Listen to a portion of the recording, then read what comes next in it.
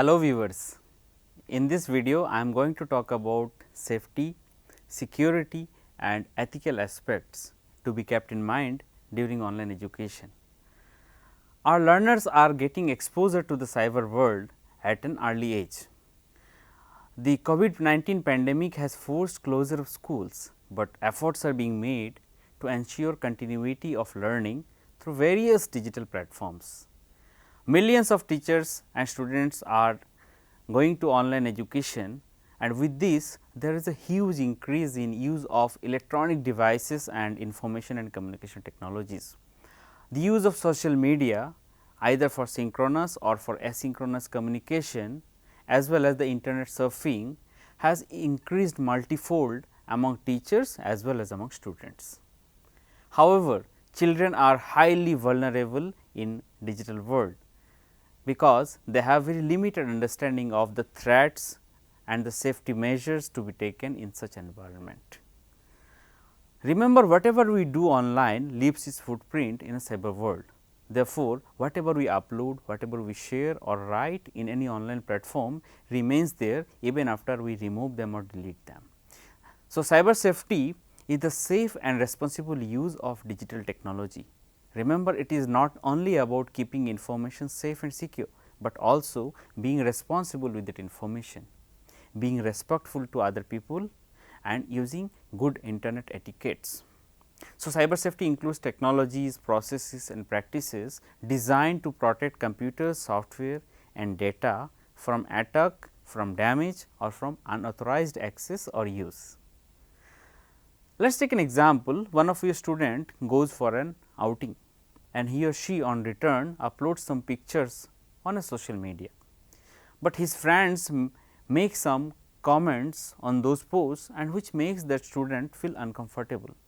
So, what is that? This is an example of a cyberbullying. All right. Now, let us take another situation. You download something from internet on a pen drive, and after that when you connect it again to your computer and you realize that some of your files, some other files on that pen drive, you are not able to open them or access them. So, you realize that your pen drive has got infected by virus. All right. We sometimes hear that many important sites get blocked or get down by hackers, right. So, these are hacking or malicious software to stop access to websites. All right. Now, in this video we are going to show you some of the examples or some of the safety measures that one needs to take while being in a digital world.